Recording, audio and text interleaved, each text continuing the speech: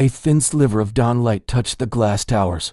As Mr. Sterling stepped out of his sleek black car, his polished shoes clicked on the marble sidewalk. He straightened his tie and adjusted his cufflinks. Today's schedule was full. Meetings with investors, a lunch at the country club, a board presentation in the afternoon. He glanced at his watch, 7:45. Plenty of time before the first appointment. He decided to take a short walk through the city park, a rare break from his usual rush. The park was quiet at this hour. Dew still clung to the grass, and a soft breeze stirred the branches of old oak trees. Joggers passed by in bright running shoes. A few dog walkers paused to let their animals sniff the crisp air. Mr. Sterling walked along the path as if in a dream, his usual concerns muted. He often came here on weekends or early mornings. The calm helped him think. He believed a clear mind led to good decisions. Today, though, his thoughts wandered to his daughter, Chloe.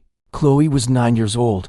She had her mother's dark curls and his own green eyes. He loved her more than anything, yet work left little time for breakfast. With her or bedtime stories, he barely knew what book she was reading these days. He knew her school would call if she was sick, but he didn't know her favorite games or songs. Money had bought him many things: jets, cars, fine dinners, but it could not buy moments with his daughter. He sighed silently as he strolled past a row of metal benches. On one of those benches sat a little girl, no more than 6 years old. She wore a pink dress that was slightly too big and scuffed sneakers. Her hair was tied back in a loose braid, with a few strands falling around her face. She sat hunched over, knees close to her chest, arms wrapped around them. Her head was bowed. He paused. Something about her made him slow his steps. He found himself walking closer. The girl looked so small on that cold bench. No adult stood near. He cleared his throat gently. "Hello there," he said. His voice came out kinder than he often sounded in meetings. She did not look up. He repeated, "Good morning." Still no response. He knelt on one knee to be at her level and offered a candy bar from his pocket, one of the small gifts he kept for chance encounters. "Would you like this?" he asked softly. She lifted her head.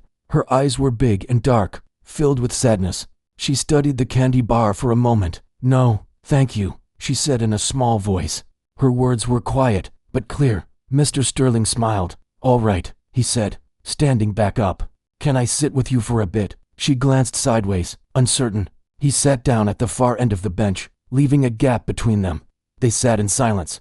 The park fence, painted green, ran behind them, and the city skyline rose in the distance. The sun climbed higher, and a few more people wandered in. Mr. Sterling watched a squirrel dart across the path and paused to nibble at an acorn. He realized how little he noticed such simple things. He turned back to the girl. "What's your name?"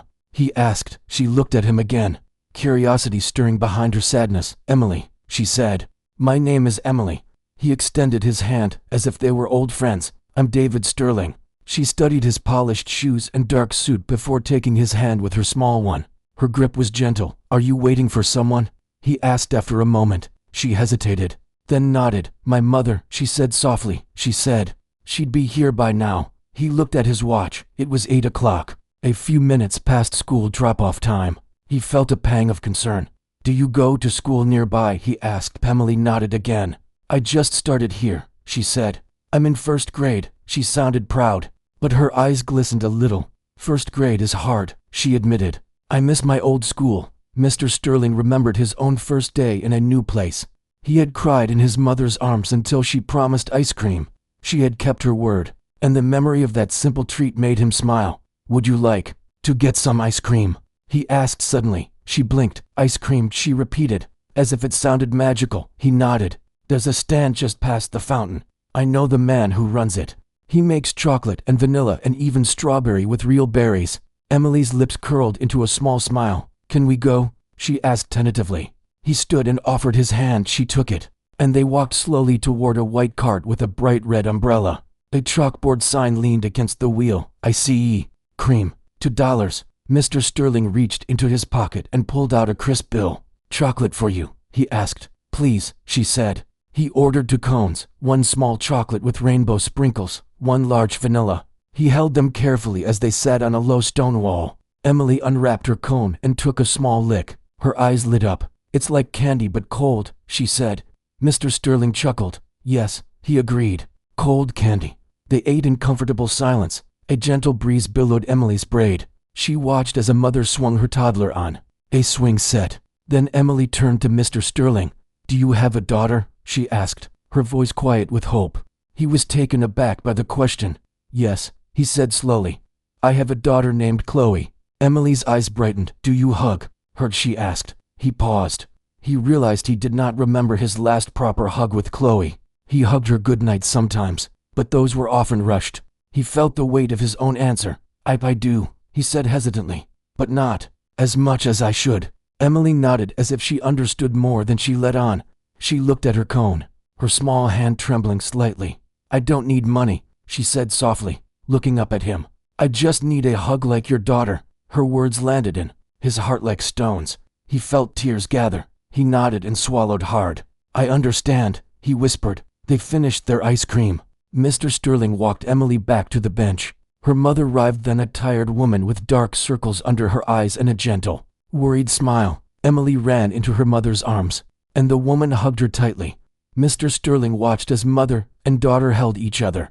His own heart ached with longing. "Thank you, sir," Emily's mother said, looking at him gratefully. "I'm sorry I'm late. Work was late today." He shook his head. "It's okay," he replied. "I'm David Sterling." She offered her hand. "I'm Maria." They shook hands, and she smiled. As he walked away, Mr. Sterling felt something shift inside him.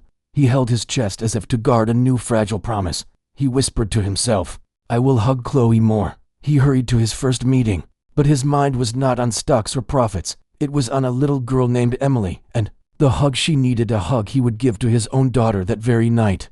Mr. Sterling walked into the towering glass building and rode the elevator up to the 17th floor. He entered the boardroom just as the first investors were taking their seats. Their chatter faded when they saw him. He offered a polite nod and took his place at the head of the long table. He glanced at the documents in front of him. Quarterly earnings, projections for new markets, charts that climbed steeply upward. These numbers were important, he reminded himself, but his mind kept drifting back to the small park bench, to Emily's dark, sad eyes, to her soft voice saying she only wanted a hug. He cleared his throat and began the presentation. "As you can see, our growth this quarter exceeds expectations." He pointed to a rising line on a graph. The investors nodded, impressed. They asked questions about supply chains, competitive risk, marketing spend. He answered them crisply, but he noticed how their faces blurred together. He wondered whether they felt lonely like Emily. He sized up the chief investor, a stern woman in a gray suit. She tapped her pen and said, "David, your targets are aggressive. How will you support them?" He heard the question but did not answer right away. Instead, he pictured his daughter Chloe waiting for him at school, counting the minutes until his car appeared. He realized he had no choice. He had to change his schedule. "I believe we can hit these targets," he said finally, "but only if we invest more in our people. We need to build stronger teams, give them proper support and recognition." The room went quiet. Then the investors murmured in agreement. One said, "That will require higher operating expenses." He nodded. "Yes, but morale and loyalty will rise, and long term, that is far more valuable than a small boost to profit this quarter." Another investor leaned forward and smiled. "I like that approach," she said. "It shows you care about more than just numbers." He surprised himself by smiling back. When the meeting ended, Mr. Sterling gathered his papers and left quickly. He thanked the investors on his way out and headed toward the elevator. In the lobby, his assistant, Mara, waited by his car. She had her tablet ready. "Sir, your next meeting is in 40 minutes, she said. "Lunch with the country club board. Then you have the afternoon presentation." He shook his head. "Cancel the lunch," he said. Mara looked startled. "Cancel?" "Yes," he repeated. "No lunch today, and move the afternoon presentation to tomorrow morning at 9. He watched Mara tap her screen and nod. His heart thumped as he thought of Chloe. He would pick her up from school himself. The drive to the country club seemed unusually long, but he was grateful for the quiet. He silently rehearsed what he would say to his daughter. He pictured her school uniform, her small hand slipping into his. He thought of her bright smile when she saw him. He realized he had missed that smile too many times. The city streets blurred by. He barely noticed the honking horns. He focused instead on the poem Chloe once wrote about mornings and hugs. At 3 o'clock, he pulled up outside Riverside Elementary. He parked in the drop-off zone and waited. Children tumbled out of the building, some chatting with friends, some clutching papers to show their parents. He saw Emily earlier that morning, but today he would surprise his own child. He thought of Emily's request, "I just need a hug like your daughter." He felt gratitude to that brave little girl. She had reminded him what mattered most. The school doors opened, and Chloe came bounding out. Her dark curls bounced, and she searched the line of cars. Then her eyes widened when she saw him. "Daddy," she cried, and ran toward him. He got out of the car before it was fully stopped. He threw open the passenger door and knelt in front of her. She threw her arms around his neck. He hugged her tightly, breathing in the scent of her hair. "I missed you," she whispered. "I missed you too," he said, and for the first time in months. He meant it with every fiber of his being. Chloe clung to him as if she feared he might vanish again. He held her for a long moment. Then she stepped back, smiling. He asked about her day. She told him about a new storybook she read and how she learned to tie her shoelaces. He listened closely, asking questions about each detail. He asked which part of the story she liked best. She laughed at his silly voices and pointed to the park across the street. "Can we go to the swings before we go home?" she asked. He glanced at his watch. He still had plenty of time. "Of course," he said.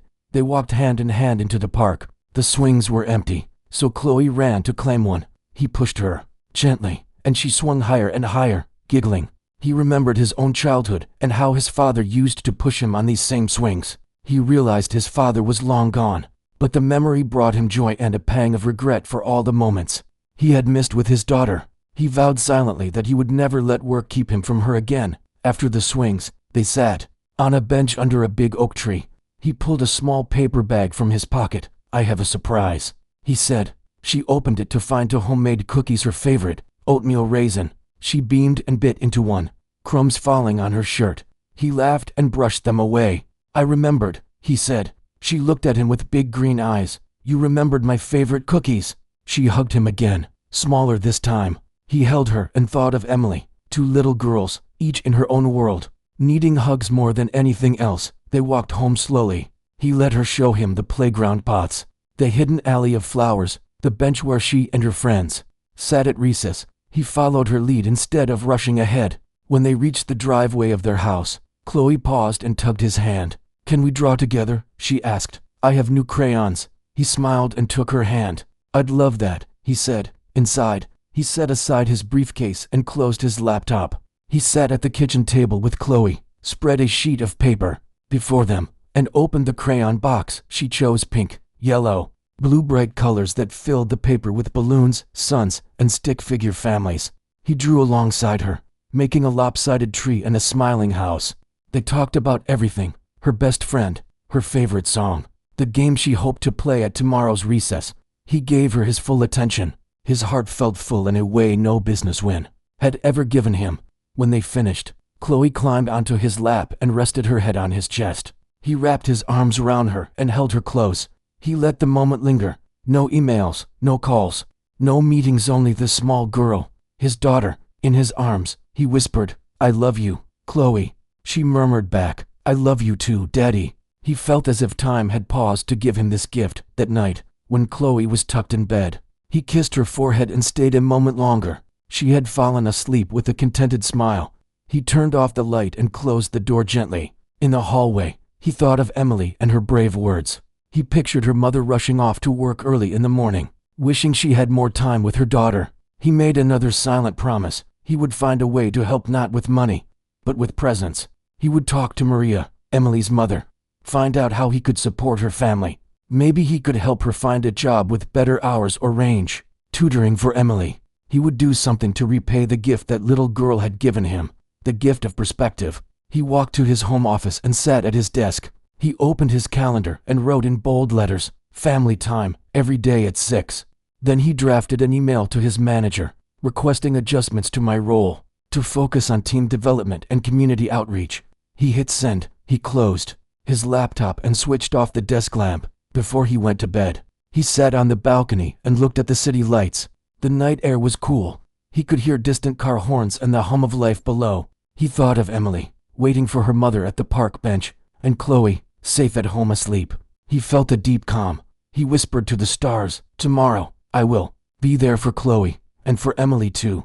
And then he went inside, ready for rest. his heart lighter than it had been in years, eager for the morning hug he knew he would give his daughter and hopeful that he could share that same warmth with another little girl in need. Mr. Sterling woke early the next morning. He dressed in a simple shirt and slacks. He decided to visit Emily and her mother before going to work. He wanted to know more about their life. He remembered how small and lonely Emily looked on the bench. He hoped to help them in some way. He drove carefully through quiet streets. The sun had just begun to glow pink on the horizon. He pulled into a small parking lot behind Maria's apartment building. The brick walls looked old but clean. Flowers grew in tiny pots by the entrance. He checked his watch. It was 7:15. He had time to talk before school started. He climbed the stairs to the second floor and found Maria's door. He knocked gently. Maria opened it.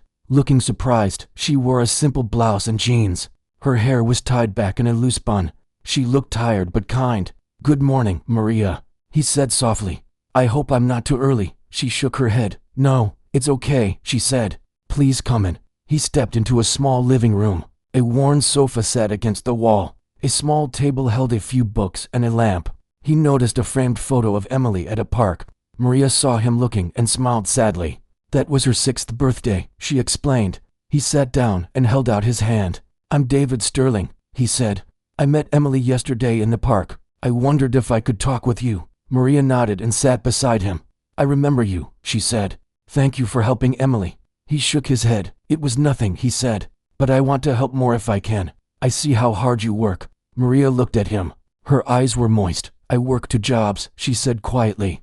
"I clean offices by day and sell food at night. I try to finish in time to tuck Emily into bed." She paused and wiped her hand across her eyes. "But sometimes I am late. I hate it." He listened. He realized her life was full of worry and long hours. He asked, "What would help you most?" Maria thought a moment. She sighed. "I need more time with Emily. I want to be there for her school events, her homework, but I cannot leave work early." She looked down. "If I had a job with steady hours, I could do that." Mr. Sterling nodded. "I might be able to help," he said. "At my company, we have a training program. We look after our staff and offer flexible hours. Let me talk to HR. Perhaps we can offer you a position." Maria looked surprised. "Are you serious?" she asked. He smiled. "Yes, I will call you today." Relief washed over her face. Emily's school bell rang. Maria stood and said, "I must wake her." She went to the bedroom and called softly, "Emily, time to wake up." She returned with Emily, who rubbed her eyes in her pajamas. When she saw Mr. Sterling, she froze for a moment. Then she smiled. "Mr. Sterling," she cried. She ran into his arms. He lifted her gently. She clung to him and whispered, "Good morning." He kissed her forehead. "Good morning, Emily," he said. Maria watched quietly, her eyes bright with hope. Emily stepped back and looked at Mr. Sterling. "Are you here to take me to school?" she asked. He laughed softly. "I would like to," he said, "but your mother should drive." "I will walk with you to the gate." Emily nodded and took her mother's hand. Mr. Sterling followed them down the narrow hallway. Emily wore a purple sweater and blue skirt.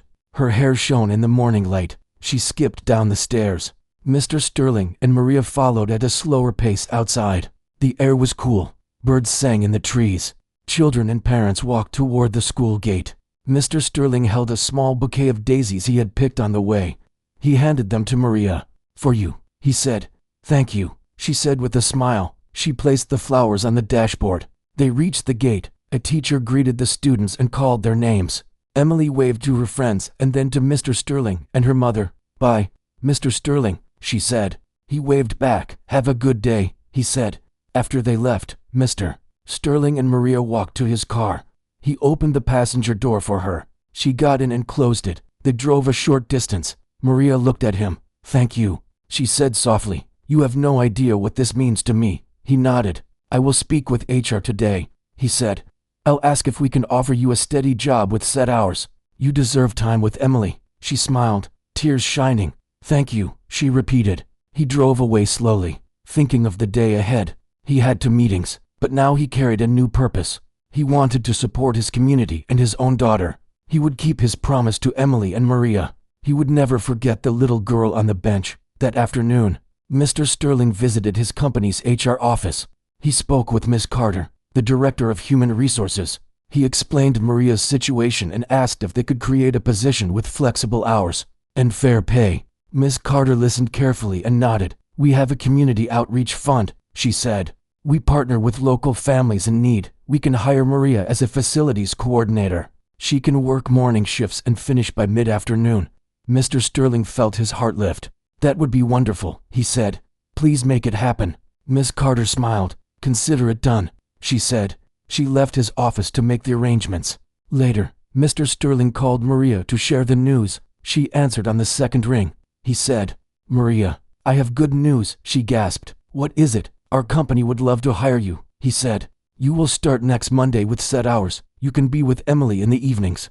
Maria's voice shook with happiness. "Thank you, David," she said. "Thank you so much." He felt proud and content. "I am glad," he said. "See you at 6 tonight." They said goodbye, and he hung up with a smile. That evening, Mr. Sterling sat on the couch at home with Chloe. They talked about their day. He told her about his meetings, and then about Maria's new job. Chloe's eyes shone. "That's so kind of you," she said. He nodded. "I want to help families in our city," he said. "I want people to know that money is not the answer. Love and time matter most." Chloe smiled and leaned on his shoulder. "I like that," she said. The next day, Maria began her new job. She woke Emily with a bright smile. They walked to the park bench together. Emily said, "I'm excited, Mama." Maria hugged her and whispered, "Me too, sweetheart." Mr. Sterling watched from his car. He saw the two walk away hand in hand. He felt thankful and hopeful. Back at his office, Mr. Sterling added a new goal to his leadership plan: community care. He would fund more positions for families like Emily's. He would teach his team that success includes helping others. He believed that real wealth was kindness. As weeks passed, Emily smiled more. She told her mother that each morning she got a hug before school. Maria finished work on time and read bedtime stories to her daughter. Mr. Sterling and Chloe visited them sometimes on weekends. The four of them shared ice cream in the park, laughing together. Emily introduced her mother as the best mom ever, and introduced Mr. Sterling as my good friend. Chloe held Emily's hand and skipped around Maria. Mr. Sterling watched and felt proud of the changes his small promise had sparked. One bright afternoon, Mr. Sterling sat on the park bench where it all began. Emily and Chloe sat beside him. Maria stood nearby, chatting with other parents. Emily leaned her head on Mr. Sterling's shoulder. He wrapped his arm around both girls. They looked out at the green grass and tall trees. The sun shone warmly. A gentle breeze made the leaves dance. Mr. Sterling thought of the day he met Emily. He remembered how she only wanted a hug, like his daughter. He realized that hug had changed everything. He had found joy in giving time and love. He had found true wealth in shared moments, and so, on that small bench in the city park, four hearts beat together. A little girl who needed a hug, her mother who needed hope, a father who needed perspective, and his daughter who needed his love. In simple words and warm hugs, they found the richest gift of all. Mr. Sterling woke early again. But this time his mind buzzed not with charts or schedules, but with the small school event ahead. Today was the spring fair at Riverside Elementary, and he had promised both Chloe and Emily he would be there.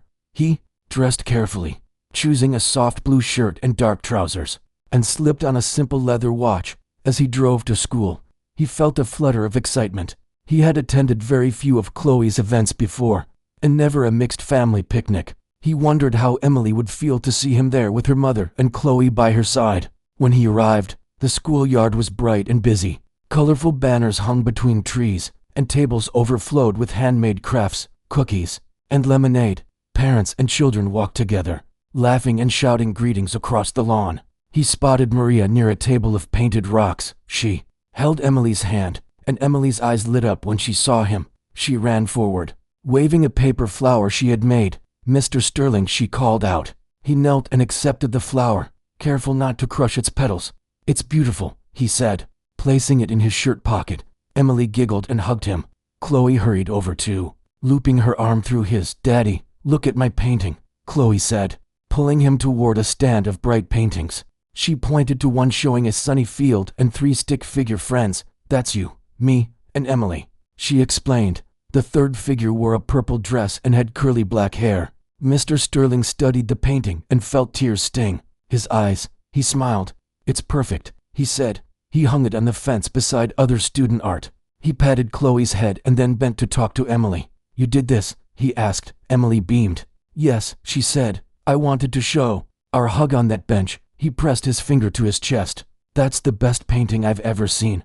They moved on, sampling lemonade and cookies. Maria carried a plate of sugar cookies, one for each of them. Mr. Sterling held Emily's cookie and offered Chloe hers. They bit in at the same time and giggled at the crumbs on their shirts. Maria laughed too, her eyes bright. He watched her, thinking how her life had changed since that first morning on the bench. She had a steady job now, and she looked healthier, happier. Emily held her mother's hand and skipped freely, no longer sad or alone. After the picnic, the children lined up for a simple game of ring toss.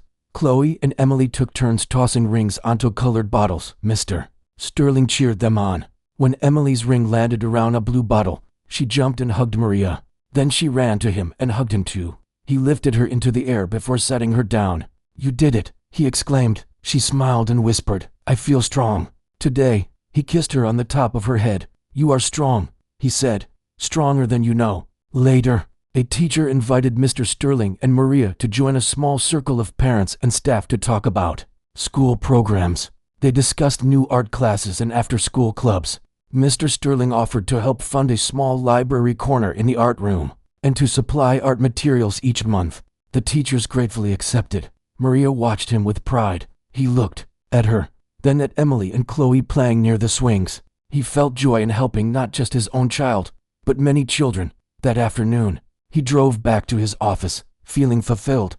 Yet, as he entered the lobby, he sensed tension. His rival, Mr. Langford, the CEO of a competing firm, stood by the reception desk. Langford wore a dark suit and a smug smile. He called out, "David, busy day, I see." Mr. Sterling nodded politely. Langford glanced at his watch. "I heard you've been playing teacher's pet at that school. Careful not to get distracted from your real work." His words felt sharp.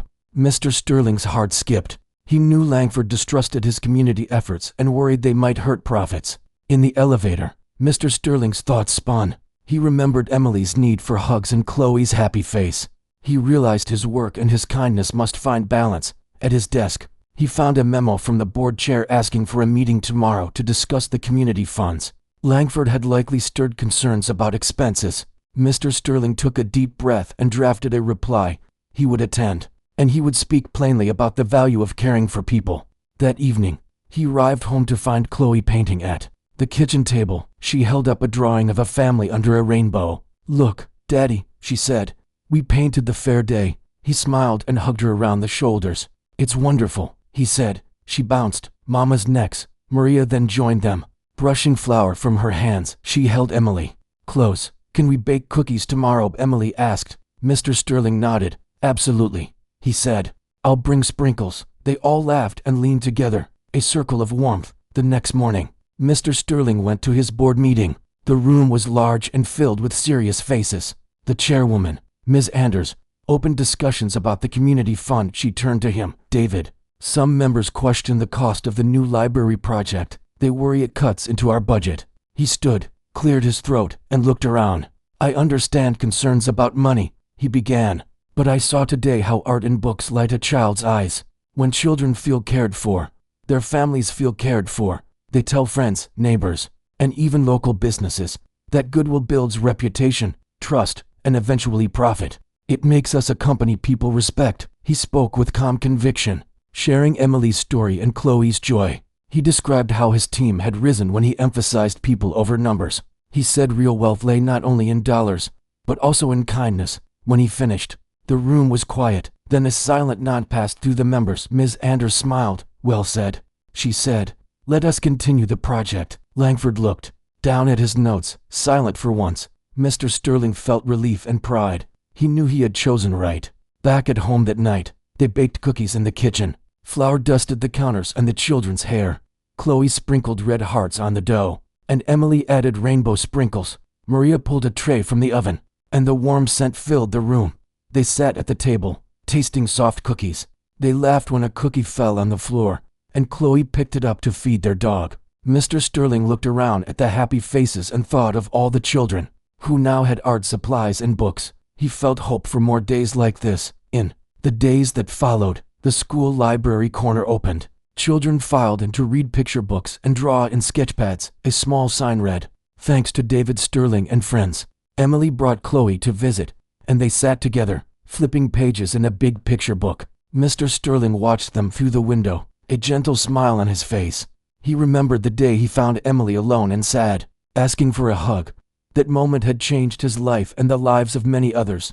One afternoon, he sat on the same park bench with Chloe and Emily. They shared a blanket and nibbled cookies. The sun filtered through the leaves in golden beams. A light breeze whispered through the branches. Chloe leaned against him, and Emily held their hands. Mr. Sterling felt a quiet peace he had never known in boardrooms. He realized that every hug he gave, every promise he kept, had woven a stronger community around him. He looked at the two little girls and said softly, "I promise, I will always be here for you." They seemed to understand. They smiled up at him and squeezed his hands. And on that park bench, under the living green roof of trees, a family of hearts grew bigger and brighter with each shared moment, each gentle word, and each simple hug. The morning light felt soft on Mr. Sterling's face as he woke up on the first day of summer break. He stretched and thought of the warm season ahead. He planned to spend more time with Chloe and Emily. He also wanted to visit the new art corner at the school library one last time before summer classes ended. He dressed in a light shirt and khaki pants, then went downstairs to find Chloe already at the kitchen table. She was coloring a picture of a big tree with smiling faces in its branches.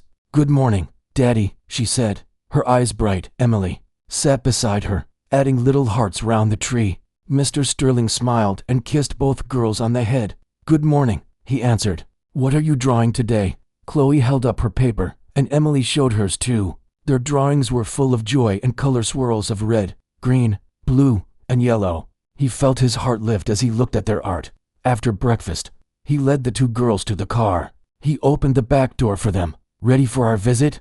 he asked. They cheered and climbed in. As he drove through the quiet streets, he thought about how much had changed since he first met Emily on that bench. Now, he had found a new way to measure his success, seeing children smile and knowing families had more time together. At the school, they walked toward the library. The front doors stood open, and a gentle breeze carried the scent of grass and flowers inside.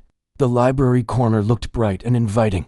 Colorful cushions lay on the floor, and shelves held picture books and drawing pads. A sign on the wall read, "Art and books for every child thanks to Mr. Sterling." Mr. Sterling noticed teachers kneeling to help younger students choose books. He saw a group of children sitting in a circle, working on a big white sheet of paper, drawing a scene of their city with smiling people and tall trees. Chloe ran to join her friends.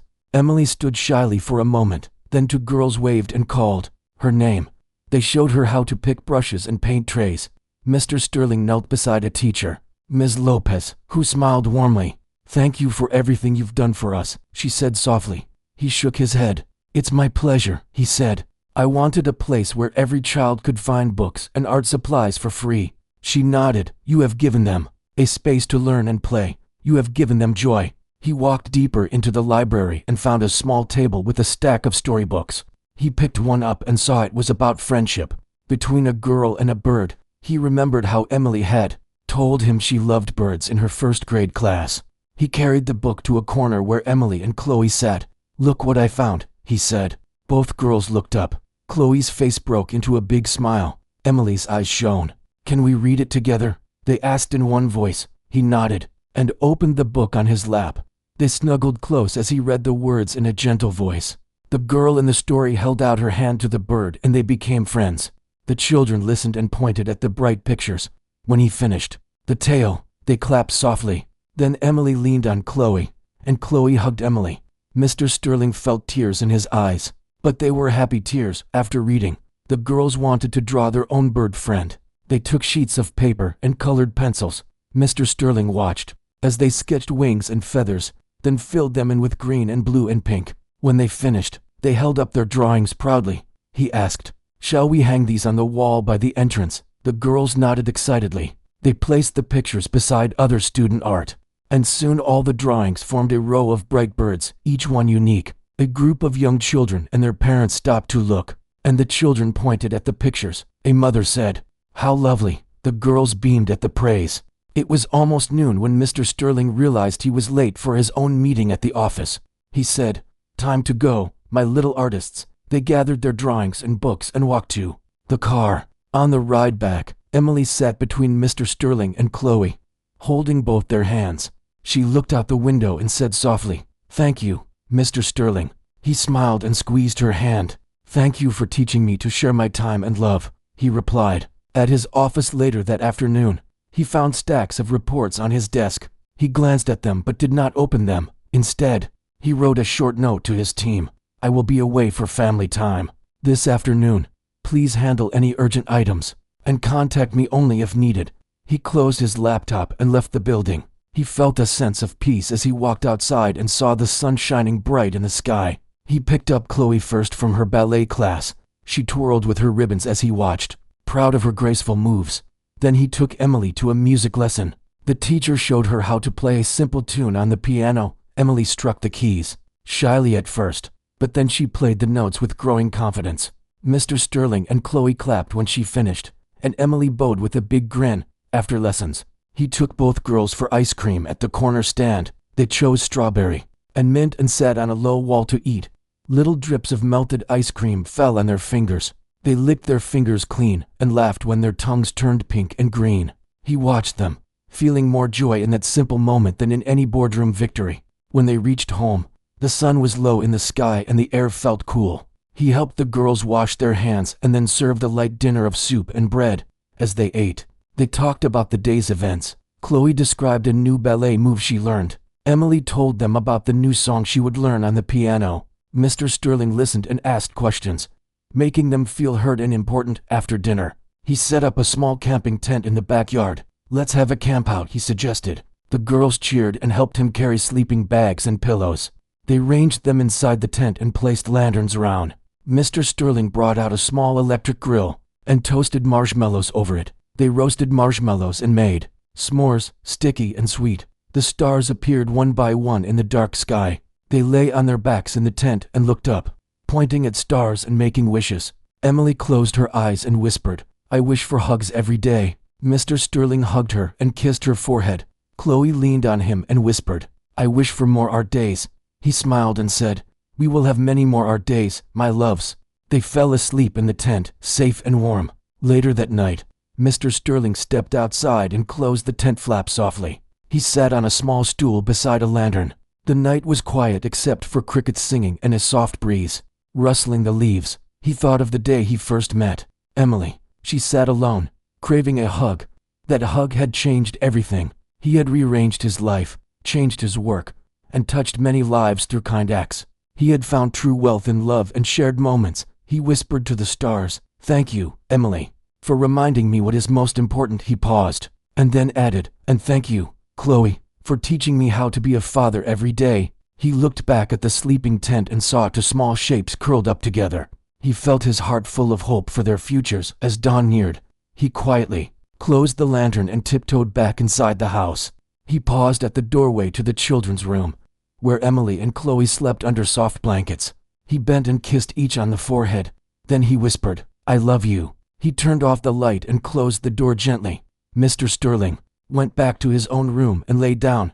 Sleep came easily, filled with dreams of laughter, art, music, and family. He knew that the story that began with a small request for a hug had grown into a life of meaning and connection. He had discovered that the simplest acts, listening, hugging, creating, could change hearts and build a stronger world. And so, as the night faded into morning, Mr. Sterling slept with a calm heart and a promise in his mind to always hold tight to the people he loved, to give hugs when they were needed, and to share his time and kindness with everyone who crossed his path. In the end, that was the richest legacy he could leave, one of love, warmth, and the gentle power of a simple hug.